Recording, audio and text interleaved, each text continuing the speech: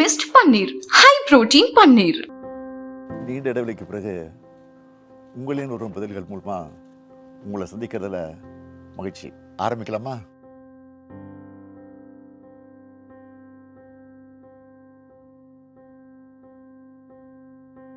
தலைவர், முதல்வர், இப்போ அப்பான்னு சொல்றாங்களே. கட்சிக்காரங்க இயக்கத்துக்கு தலைவரானதுனால தலைவர்னு கூப்பிடுறாங்க. முதலமைச்சர் பொறுப்பில் இருக்கிறதுனால முதல்வர்னு அழைக்கிறாங்க. இப்போ இருக்கிற இளைய தலைமுறை என்னை அப்பான்னு அழைக்கிறத கேட்குறப்பவே ரொம்ப ஆனந்தமாக இருக்குது. காலப்போக்கில் மற்ற பொறுப்புல எல்லாம் வேறு யாராவது வருவாங்க. ஆனால் இந்த அப்பா என்ற உறவு மாறாது. அந்த சொல் என்னுடைய பொறுப்புகளை இன்னும் கூட்டியிருக்குன்னு சொல்லுவேன். நான் இன்னும் தமிழ்நாட்டுக்கு செய்ய வேண்டிய கடமைகள் நிறைய இருக்குன்னு எனக்கு உணர்த்துது. பட்ஜெட் கூட்டத்தொடர் முடிஞ்சிருக்கு. தமிழ்நாட்டுக்கு இந்த பட்ஜெட்டால என்ன நன்மை கிடைச்சிருக்கு? தமிழ்நாட்டுக்கு இந்த பட்ஜெட்டால் என்ன நன்மை கிடைச்சிருக்கு? தமிழ்நாட்டை முழுசாக புறக்கணிக்கிறாங்க.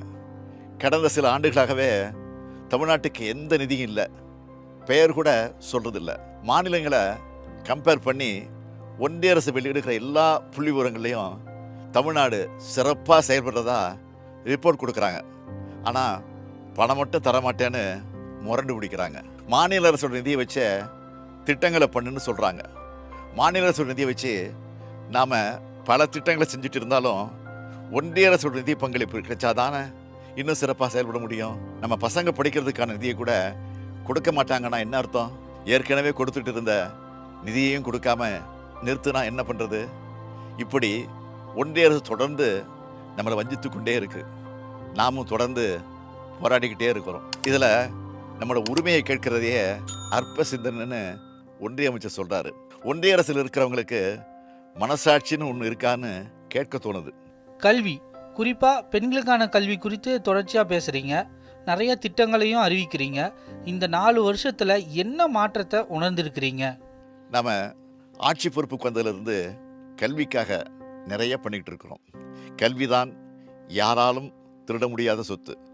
ஒருத்தரோட கல்வி அவருடைய தலைமுறையை முன்னேற்றம்னு தொடர்ந்து மாணவர்கிட்ட நான் சொல்லிக்கிட்டே இருக்கிறேன். அதனால தான் காலை உணவு திட்டம், இல்லம் தேடி கல்வி, எண்ணும் எழுத்தும், நான் முதல்வன், புதுமை பெண், தமிழ் புதல்வன்னு நிறைய திட்டங்களை செய்கிறோம்.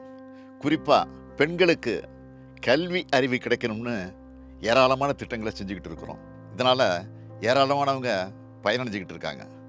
பயனடைஞ்ச பல பேர் பேசுகிற வீடியோக்களை நீங்களே கூட பார்த்துருப்பீங்க.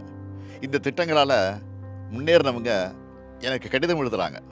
அதே போல் நான் கொடுக்குற அப்பாயின்மெண்ட் ஆர்டர் பெரும்பாலும் பெண்களுக்கானதாக இருக்கிறத பார்த்து நான் பெருமை அடைகிறேன்.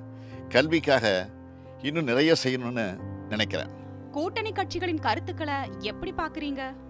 முரண்கள் இருக்கா? கூட்டணி கட்சிகளின் கருத்துக்களை நான் ஆலோசனையாக தான் பார்க்குறேன், முரண்பாடாக நினைக்கிறது இல்லை. ஒரு குடும்பத்தில் வேலை செய்கிற ஆஃபீஸில் எல்லா இடத்துலையும் கருத்து வேறுபாடுகள் இருக்கத்தான் செய்யும். கருத்து சொல்வது ஜனநாயக பூர்வமான உறவின் அடையாளம்தான். 2019 ஒன்றா சேர்ந்து தேர்தல் களத்தை சந்திச்சுட்டு வரோம். பாஜகவை எதிர்த்து வெற்றி பெறுவதில் இந்தியாவுக்கே எடுத்துக்காட்டாக இருக்கிறது திமுக தலைமையிலான கூட்டணி தான். கருத்து முரண்பாடுகளால் எங்கள் நட்புறவில் எந்த பாதிப்பும் இல்லை. டெல்லி முடிவுகள் இந்தியா கூட்டணிக்கு சம்மட்டி அடின்னு எதிர்க்கட்சி தலைவர் பழனிசாமி சொல்லியிருக்காரு. நான் ஏற்கனவே சொன்னது தான். பழனிசாமியோட அறிக்கையை பார்த்தா பாஜகவோட அறிக்கைகள் மாதிரி தான் இருக்கும்.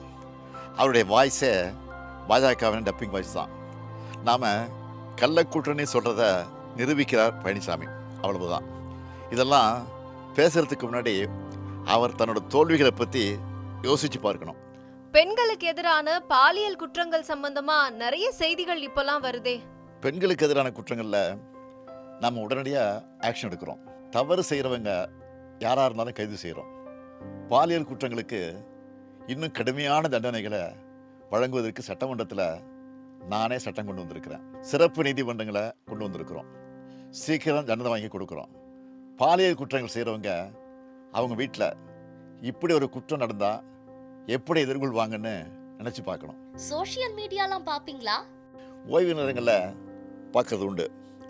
செய்திகளை விட மக்களோட கமெண்ட்ஸ் என்னன்னு பார்ப்பேன். தீயதை விளக்கிட்டு நல்லதை எடுத்துப்பேன்.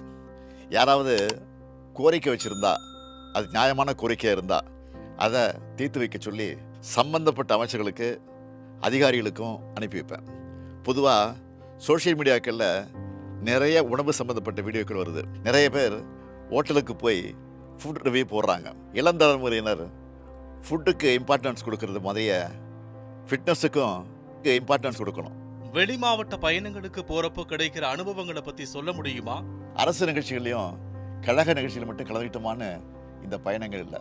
எந்த மாவட்டத்துக்கு போனாலும் அந்த பகுதியில் இருக்கக்கூடிய பொதுமக்கள், வணிகர்கள், மாணவர்கள் எல்லாரையும் சந்தித்து பேசுகிறேன். என்னை சந்திக்கிறப்போ மக்களோட முகத்தில் மகிழ்ச்சியும் நம்பிக்கையும் பார்க்குறேன். ஒவ்வொருத்தரும் என்கிட்ட உரிமையோடு பேசுகிறாங்க. மக்களுக்கான கவர்மெண்ட்டாக உங்கள் கவர்மெண்ட் இருக்குன்னு சொல்கிறாங்க. நம்மளோட குறைகள் தீர்க்கப்படணும் நம்பிக்கையோட மனுக்களை கொடுக்குறாங்க. கூடுமான வரைக்கும் எல்லா மனுக்களுக்கும் தீர்வு காண்றோம். அந்த பிரச்சனையை தீர்க்க முடியலைன்னா ஏன் அதை செய்ய முடியலன்னு அவங்களுக்கு தெரியப்படுத்துகிறோம்.